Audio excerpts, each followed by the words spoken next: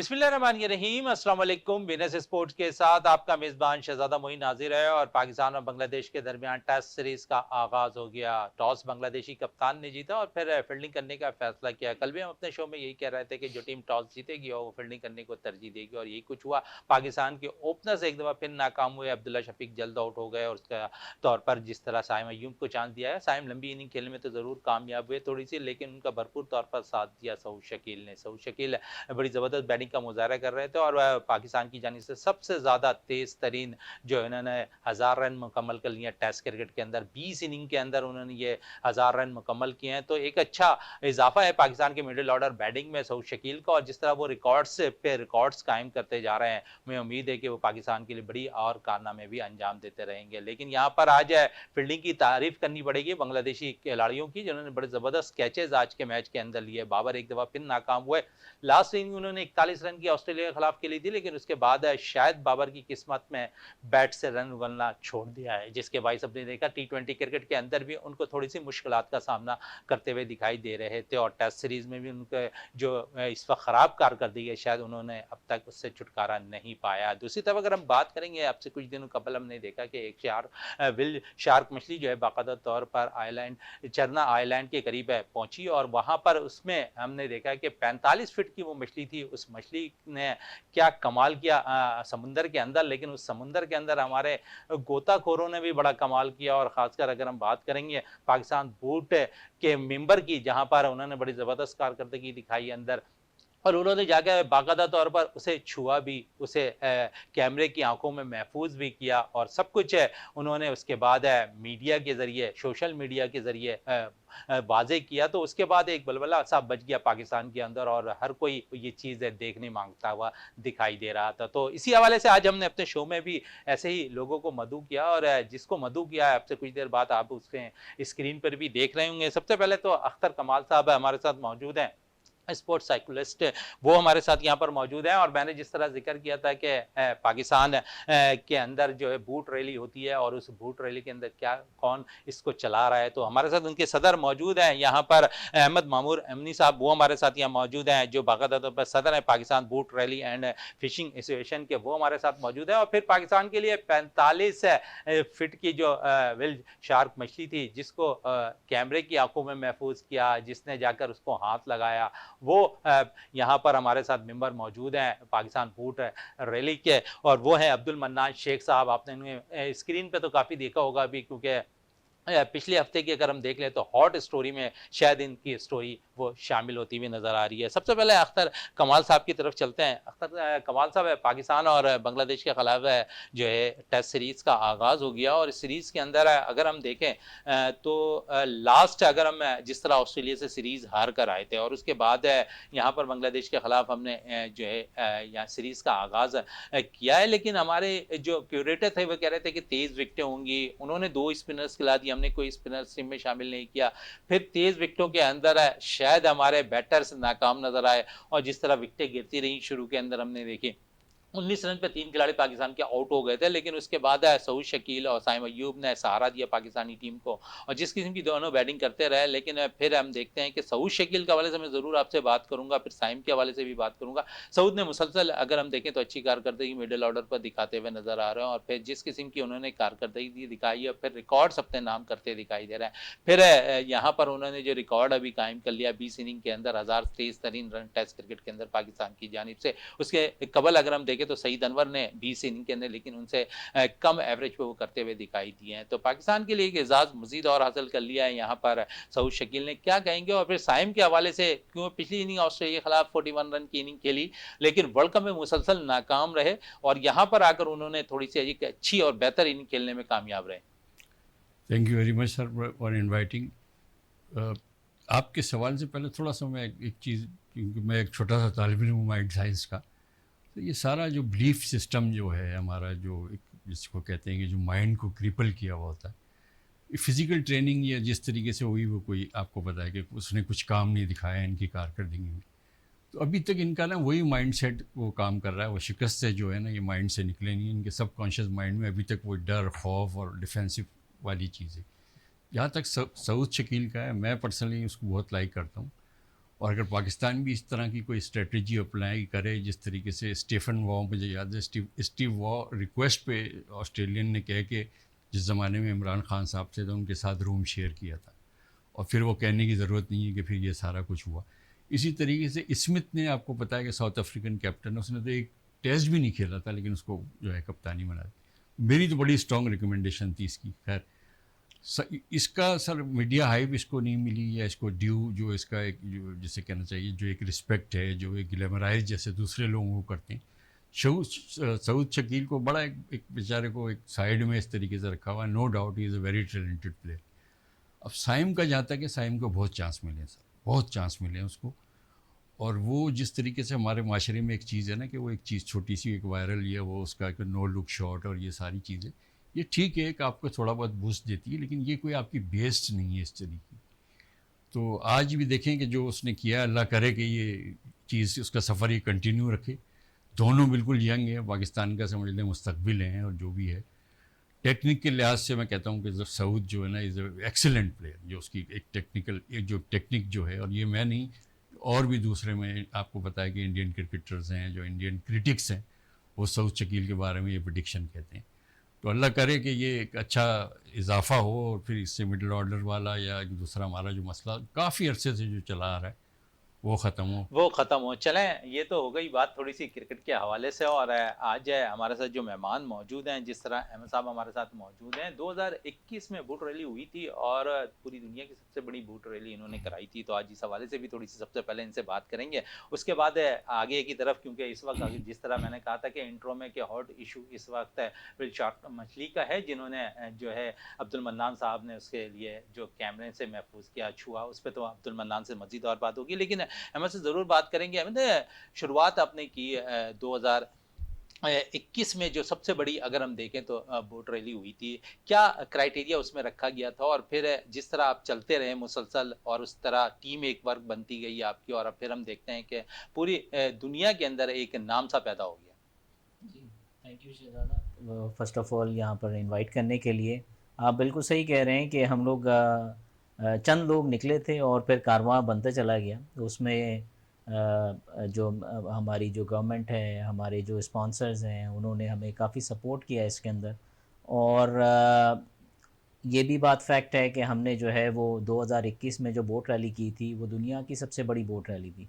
ये हम क्लेम नहीं कर रहे, हमने इसको वेरीफाई किया था Guinness book of world record से, और उन्होंने उसको बताया है कि हमारे पास इस तरह का कोई रिकॉर्ड नहीं है। दैट मीन्स कि हमारा ये record is on the world record. लेकिन क्योंकि वो कोविड का टाइम था, तो वो उन्होंने मना कर दिया था कि हम लोग नहीं आएंगे, और उनकी एक बहुत बड़ी फ़ीस थी, जिसमें वो ऑब्वियसली हमारी एक नई नई एसोसिएशन थी, तो वो हम अफोर्ड नहीं कर सकते थे उसको।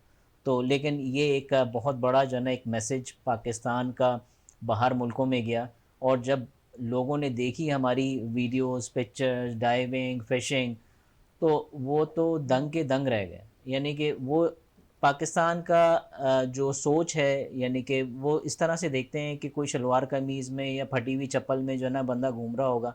सारे पाकिस्तानियों को बाहर लोग इसी तरीके से देखते हैं, लेकिन इस तरीके से है नहीं। हम लोगों का प्रोपेगेंडा इतना इस तरीके से हुआ है। तो इस तरह की सॉफ्ट इमेज जब गई, तो उन्होंने बोला कि वाओ, सिंपली वाओ उन्होंने बोला। और एक कमेंट मुझे अभी तक याद है, वो एक ने बोला यूट्यूब के ऊपर कि क्या आपके पास एयरपोर्ट्स भी हैं? तो हम ऐसे नहीं हैं जितना हमें दिखाया जाता है। तो यही मकसद है पाकिस्तान बोट रैली का, जिसमें हमारी जो कोस्ट लाइन है, जो कि 1000 किलोमीटर की कोस्ट लाइन है, जिसमें समुंदर के अंदर रेगिस्तान भी हैं, पत्थर भी हैं, आपके मुख्तलिफ़ किस्म के माउंटेंस हैं, और दुनिया की टॉप क्लास मछली हमारे गवादर साइड पे और ये बलूचिस्तान साइड पे निकलती है। टॉप क्लास की मछली, जो कि मैं नहीं बोल रहा, ये यूरोपियन यूनियन और जो जो बायर्स हैं वो बता रहे हैं। अनफॉर्चुनेटली उसको सही तरीके से कंसीव नहीं किया जाता है, उसको प्रिपेयर नहीं किया जाता, इस वजह से हमारी वो मार्केट में नहीं। बिल्कुल उसी तरीके से जैसे आम, हमारा आम दुनिया का सबसे बड़ा, सबसे नंबर 1 है, लेकिन उसको प्रॉपरली उसको मार्केट नहीं किया जाता। उसी तरीके से जैसे हमारा पिंक सॉल्ट है, वो इंडिया ख़रीद के और दूसरी ख़रीद के वो यूएस की मार्केट में बिक रहा होता है इंडिया के लेवल से। तो बिल्कुल इसी तरीके से सी के ऊपर भी है। और बहुत सारी ऐसी कंट्रीज़ हैं जो कि सिर्फ़ और सिर्फ कोस्टल टूरिज़्म के ऊपर ही चलती हैं। आपके पास जैसे मालदीव है, या आपका इंडोनेशिया है, इस तरह की बेतहाशा, मॉरिशस है, इस तरह की बेतहाशा कंट्रियाँ हैं जो कि सिर्फ़ और सिर्फ कोस्टल टूरिज़्म के ऊपर चलती हैं। अगर हम लोग इसको प्रॉपर्ली अगर इसको टेक अप करें तो आई थिंक हम सिर्फ़ कर्ज़ा लेने नहीं, हम देने के काबिल हो जाएँगे। यानी कि हम दूसरी कंट्रियों को जो है ना कर्ज़ा देंगे। तो उसमें हमारा जो बोट रैली, हम लोग तो एक बहुत छोटी-सी एक बॉडी है, एक नॉन प्रॉफ़िट ऑर्गेनाइजेशन है। हमारा मकसद ये है कि हमारी कैपेसिटी के अंदर हम जितना काम कर सकते हैं, जिसमें मैंग्रोव प्लांटेशन आती है, सी क्लीनिंग आती है, अस्तोला आइलैंड के ऊपर हमने बीच क्लीनिंग की, फिर WWF में के साथ मिलके हमने एक आपको एक फिनोमेना बताता हूँ, चरना आइलैंड पे नीचे कॉरल्स होते हैं। जहाँ पर आइलैंड होता है उसके नीचे समुंदर में कॉरल्स होते हैं। अगर कॉरल्स लोगों को पता है, वो मछली की ग्रोथ। ग्रोथ के लिए वो बड़ा ज़रूरी होता है। अच्छा वो पिछले साल या उससे पिछले साल जो है ना, हमने जब वहाँ पे डाइव की तो वो एक फिनोमेना है जिसको कोरल ब्लीचिंग कहते हैं। उसमें कोरल के कलर सारा वाइट हो जाता है, बिल्कुल उसी तरीके से जैसे बंदे को पीलिया होता है, वैसे समुंदर में वो जो है ना एक बीमारी है। तो वो हमने उसको हाईलाइट किया। अब काम होता ही नहीं हो, क्योंकि वो हमारा काम नहीं है। हम सिर्फ हाईलाइट कर सकते हैं, चीज़ों को बता सकते हैं कि कहाँ पे क्या हो रहा है। और अल्हम्दुलिल्लाह अभी जैसे आपने बताया कि व्हेल शार्क का वो हमारे चले वेल मेंबर शर्क पे ने। तो यकीनन उनसे भी बात करते हैं। जी अब्दुल मन्नान शेख हमारे साथ मौजूद हैं, जो बाकायदा जाकर उन्होंने छुआ भी है और मन्नानी सारी तफसीलात भी बताएंगे। मन्नान, क्या कहेंगे, किस वक्त कैसे आप अंदर गए थे और फिर किस तरह देखा और क्या उस वक्त महसूस किया था, फिर किस तरह आपने अपनी टीम को बुलाया? हम सब दोस्त गए थे चन्ना पे, सुनेरा से गए थे वहाँ से लोकल बोट्स पे। तो वहाँ जाकर फिर हम सब डाइव कर रहे थे। डाइव करते करते सब वहाँ डाइविंग के दौरान ये होता है, जब हम स्पेयर फिशिंग कर रहे होते हैं तो स्पेयर फिशिंग के दौरान जो है वो सब अलहदा हो जाते हैं ताकि मछली को ढूंढ सकें। तो उस दौरान जो है वो हमने फिर वेल शार्क को देखा मैंने, क्योंकि मैं सबसे अलग था और सारे बोट्स की तरफ डाइव कर रहे थे, तो मैंने वेल शार्क देखी। एंड देन फिर मैं 5 मिनट तक उसके साथ अकेला खेलता रहा। उसके साथ बड़ी मछलियाँ भी थी, कोबिया और सुरमई, मैकरल्स वगैरह। तो फिर मैंने अपने दोस्तों को आवाज़ लगाई, क्योंकि अनफॉर्चुनेटली मेरे पास कैमरा नहीं था। तो कैमरे के लिए मैंने दोस्त को बुलाया, वो सब आए साथ में, फिर सब ने आके डाइव लगाई, उसके साथ खेला, हमने वीडियोस बनाई उसकी। तो बस। अच्छा, खुशी हो रही थी जी, उस वक्त, क्योंकि खुश। उसके बाद हमने देखा जब आपने ये सारी चीजें करनी, फिर सोशल मीडिया पे जब चीजें चलना शुरू हुई हैं और फिर टेलीविजन स्क्रीन पे तमाम चैनल्स चलाना शुरू किया, तो पहले एक तरफ तो अरशद नदीम की खुशी थी जी जहाँ ने टाइटल जीता, उसके बाद आपका नाम इस वक्त टाइटल पर नजर आ रहा था हर वक्त। जी, माशाल्लाह से खुशी तो बहुत ज़्यादा हो रही थी, क्योंकि बहुत कम नज़र आती हैं और इतना करीब से, और उसके साथ डाइव करना, उसके साथ उसको हाथ लगाना, तो माशाल्लाह से थोड़ा बहुत ज़्यादा खतरा खुशी हो महसूस नहीं हुआ उस वक्त, क्योंकि नहीं, 45 फीट की वो मछली थी? क्योंकि वेल शार्क जो है वो ज़्यादा खतरनाक नहीं है, तो इसलिए उसको देख के इतनी ज़्यादा मतलब खतरनाक नहीं फील हो रहा था, अच्छा फील हो रहा था। लाइक उसके साथ डाइव करते हुए सारे दोस्त और साथ, तमाम साथी क्या कह रहे थे उस वक्त? सारे साथी तो बहुत ज़्यादा खुश हुए थे, क्योंकि वो अनएक्सपेक्टेड था, तो पता ही नहीं था कि ये चीज़ होनी है, और अचानक से बस ये नज़र आ गई, तो उनकी खुशी जो है वो दुगनी हो गई। अच्छा मन्नान, आप हर वक्त अंदर होते हैं, समुंदर के अंदर होते हैं, तो उस वक्त आप इसके अलावा भी कौन कौन सी बड़ी मछलियां आपके आमने सामने गुजर हो रहा होता है? ग्रुपर्स नज़र आते हैं, मैकरल्स नज़र आती हैं, स्नैपर्स नज़र आते हैं, जीटी जायंट ट्रेवली बोलते हैं वो नज़र आती है। उसके अलावा शार्क्स होती हैं अक्सर, कोबिया होता है। तो ये सारी मछलियां ये जायंट होती हैं सारी, तो ये बड़ी मछलियों में तो ये बहुत ज्यादा नजर आती हैं अक्सर और चन्ना इंसानों से आइलैंड के मोहब्बत करीब। करने वाले, अगर हम डॉल्फिन मछली की बात करें तो वो? डॉल्फिन्स तो माशाल्लाह से बहुत ही अपने नहर भी आ जाती हैं बीचेस के अक्सर विंटर्स के अंदर। बाकी हम लोग बोटिंग के लिए जब जाते हैं, पाकिस्तान बोट रैली के लिए अंदर जाते हैं, या अलग से हम बोट्स में जाते हैं, तो बिल्कुल बोट्स के साथ घूमना शुरू हो जाती हैं। वो तो बहुत ज्यादा फ्रेंडली हैं, तो उनको देख के और ज्यादा खुशी हो जाती है। उनको देख के और खुशी हो जाए। अख्तर कमाल साहब, क्या कहेंगे इन लोगों के हवाले से आप? सर मैं तो बड़ा फीलिंग को महसूस कर सकता हूँ, क्योंकि मेरा भी थोड़ा सा बचपन से ये फ़िशिंग वगैरह का वो है, लेकिन इस स्केल पे नहीं है। वो झीलों में या थोड़ा बोट वगैरह वो लेके गया, और ये बहुत बड़ी बात है।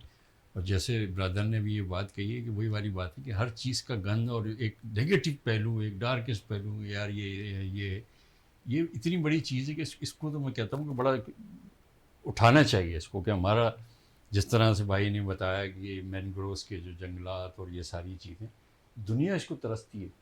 वैसे क्या चीज़ नहीं दी अल्लाह ताला ने, मैं कहता हूँ 4 मौसम जखीरा है हमारे मुल्क के अंदर। सारा कुछ है। तो और ये तो बड़े एक ब्लेस्ड लोग हैं कि जिस तरह हम यहाँ स्टूडियो में बैठे हैं, नीचे नीचे की एक जो दुनिया है वो तो बहुत क्लीन है और बहुत एक अलग ही उसकी एक साइड। मैंने तो खैर जो टीवी में देखा है या जो भी है, तो वो इसको प्रमोट करना चाहिए। ये जिस तरीके से ये नौजवान नस्ल हमारी, जो कहना नहीं चाहिए, भी कल भी एक प्रोग्राम में जैसे बात हो रही थी ड्रग्स वगैरह, ये तो इतनी हेल्दी एक्टिविटीज़ है और दे आर वेरी ब्लेस्ड। और जो ये काम कर रहे हैं, मैं तो कहता हूँ कि पूरा एक कंसेप्ट और माइंड चेंज वो है, लोगों को खासतौर से यूथ को ना इस तरफ आना चाहिए।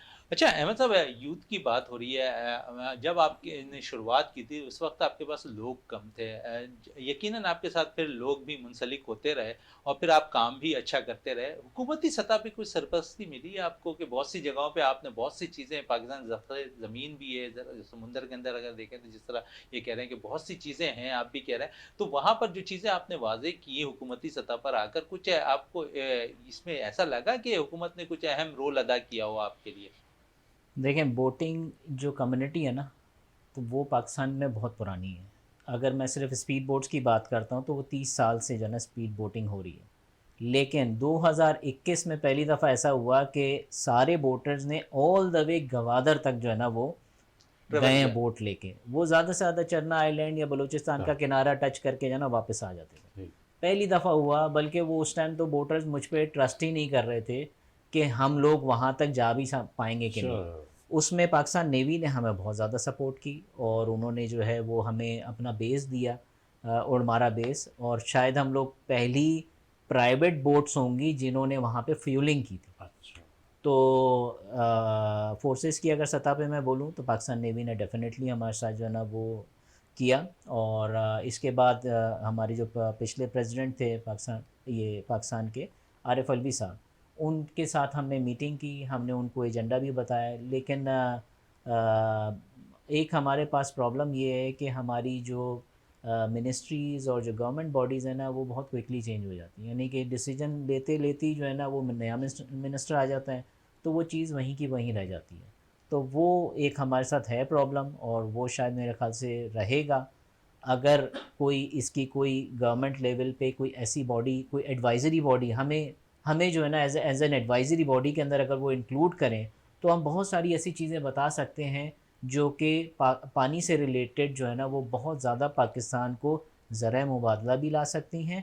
और जैसे अख्तर साहब ने बोला कि वो ड्रग्स में लगे हुए हैं, देखें मैं ये समझता हूँ जो यंग लड़का है ना, जो यंग बच्चा है, उसके अंदर एक पोटेंशियल होता है। अब पोटेंशियल या तो इधर निकल जाएगा या इधर निकल जाएगा, ये नेगेटिव साइड है और ये पॉजिटिव साइड है। और आप उसको डाइविंग में लगा दो, फिशिंग में लगा दो, स्पोर्ट्स में लगा दो तो वो वहाँ पर एक्सेल करेगा। मैं अपने बेटे की मिसाल दूँ, अभी वो फुटबॉल खेल रहा है, उससे पहले वो भी डाइवर है।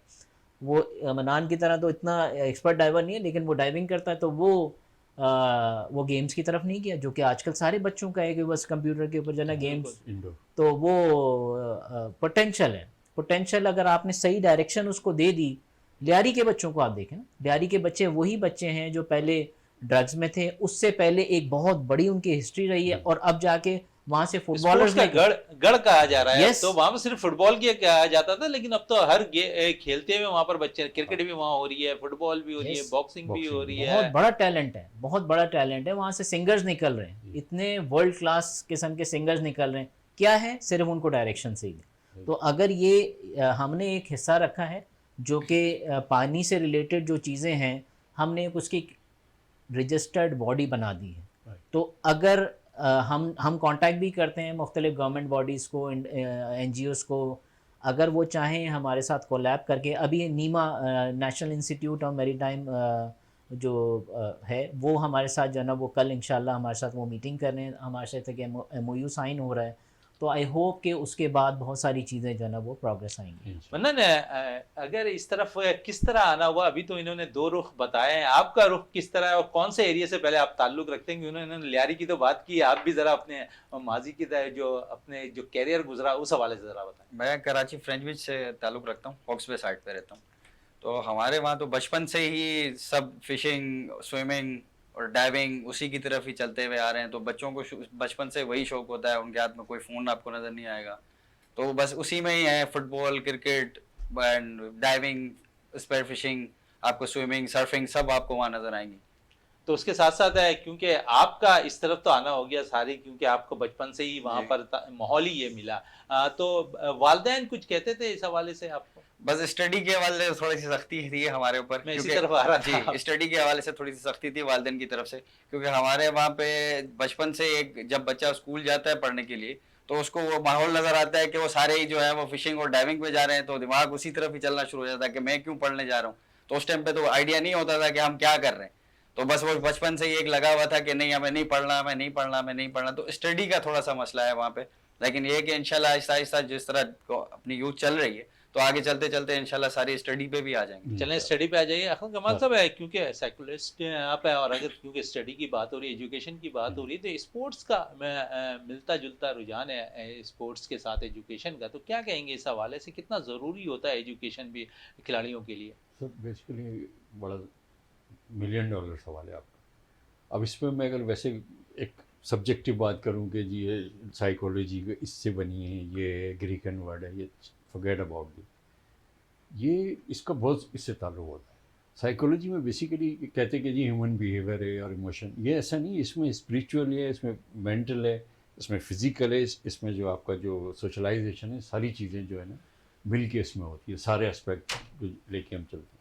अब अनफॉर्चुनेटली मैं 2-3 वाक़यात आपको जल्दी जल्दी मैं बताता हूँ।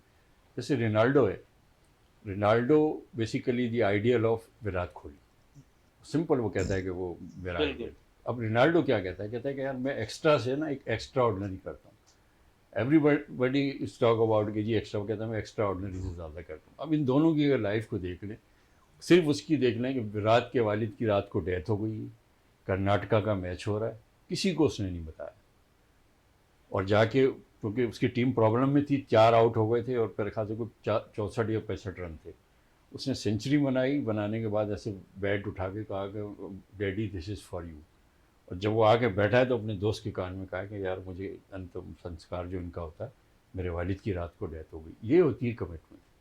और जिस तरीके से फिज़िकली और मेंटली और इमोशनली वो सारा कुछ हमारे, अच्छा अभी आप ये चीज़ में और आपको थोड़ा सा बताऊँ, अभी जो इंडिया ने जो इस तरीके से जो एक फ्लरिश की है, इनके साथ 24 आवर्स एक लाइफ कोच होता है इनके साथ। श्रीलंकन टीम में यही हाल था, गलत शादी कह लें या क्या था, जय सूर्या का हो गया था, वो बिल्कुल मेंटली अपसेट हो गया था, उसका बिल्कुल गेम ख़त्म हो गया था।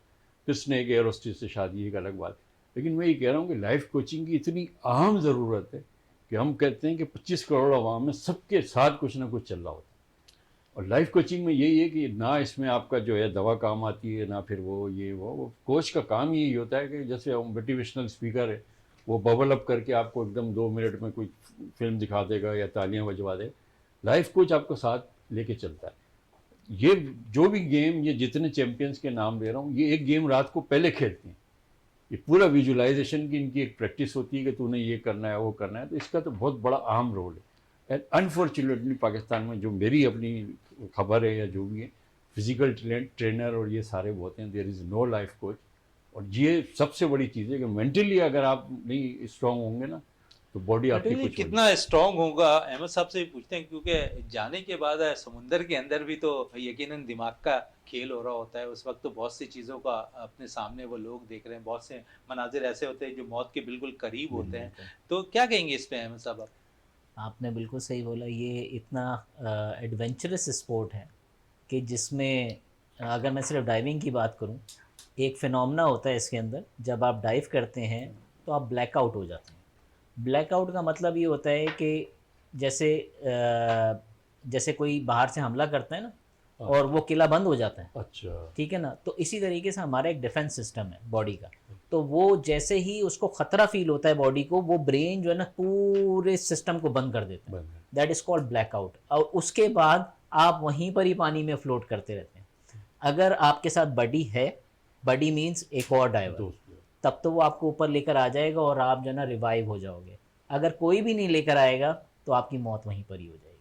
अनफॉर्चुनेटली मनान को जो है वो काफ़ी इसकी क्लोज फीलिंग है। एक दोस्त इन्हीं का था जो जिसके साथ अनफॉर्चुनेटली इसी तरीके का वाक़या हुआ और उसकी डेथ भी हो गई। चले मन्नान से इसी वाक़े के हवाले से ही पूछते हैं, मन्नान क्या था वो वाक़या, ज़रा हमें भी बताएं और नाजरीन को भी। हुआ ये था कि हम सब दोस्त फ्रेंड बीच से डाइव पे जा रहे थे बोट पे, तो वहाँ डाइव करते करते जो है ना वो, अब एक डाइविंग के दौरान एक सबकी कोऑर्डिनेशन होती है, एक टाइमिंग होती है कि सब ने इस टाइम पे जो है वो एक साथ बोट पे वापस आना है।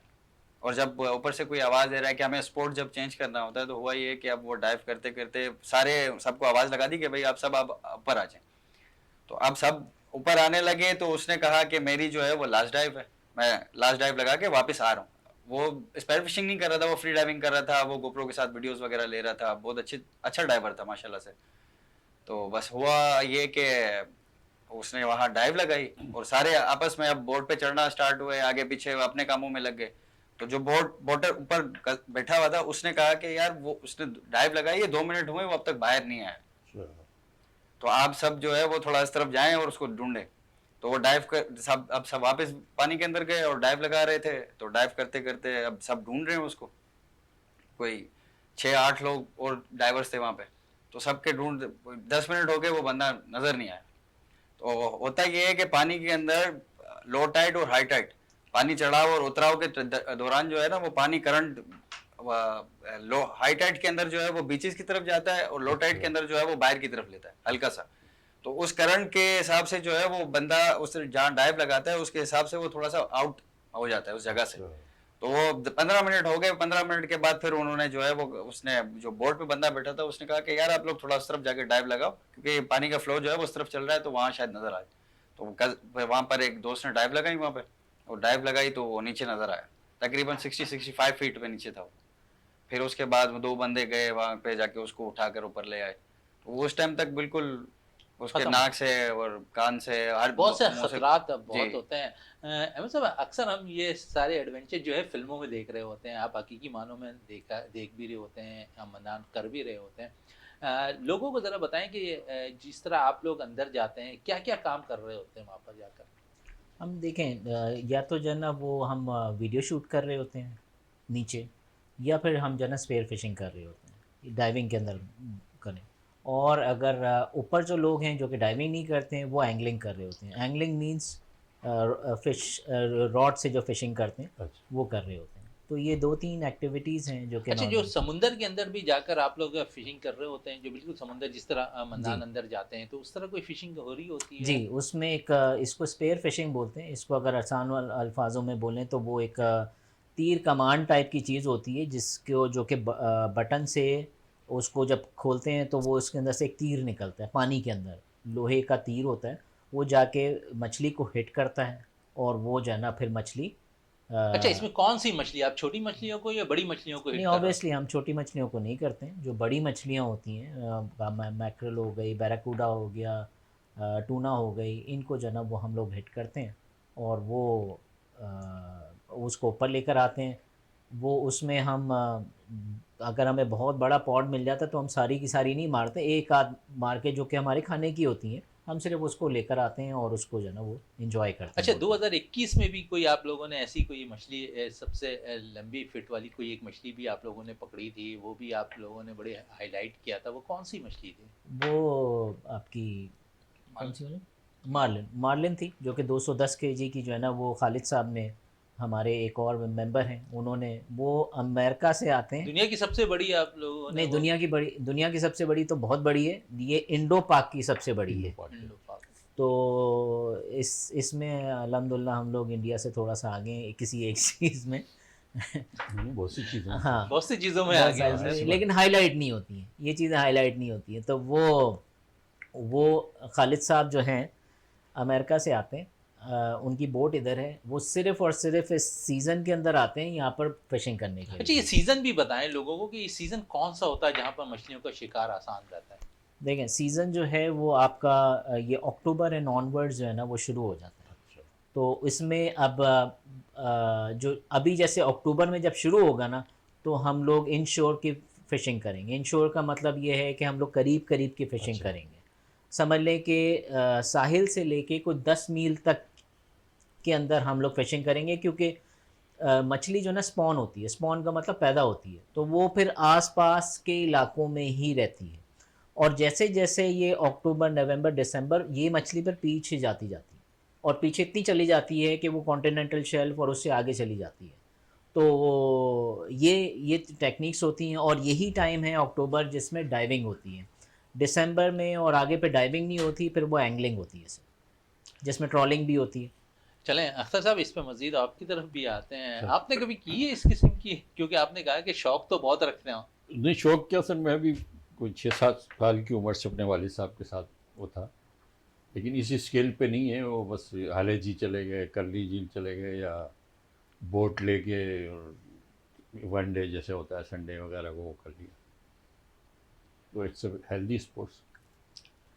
अच्छा, ना ना थोड़ी सी और भी बात करेंगे, क्योंकि आपसे थोड़ी देर कबल हम एजुकेशन की बात कर रहे थे, और इस तरफ अगर हम देखें तो आपके जहाँ से आप बिलोंग करते हो, ऑक्सवे से, वहाँ पर एक समुंदर की लहरें, सारी चीज़ें वहाँ पर मौजूद होती हैं। वहाँ पर अगर हम देखें तो रहायशियों के लिए भी थोड़े से मसाइल होते हैं, क्योंकि नमकियात बहुत ज़्यादा होती है। जी। इस चीज़ को कभी आप लोगों ने ये सोचा है कि ठीक है, यहाँ से निकल कर हम दूसरे जगहों पे जाऊँ?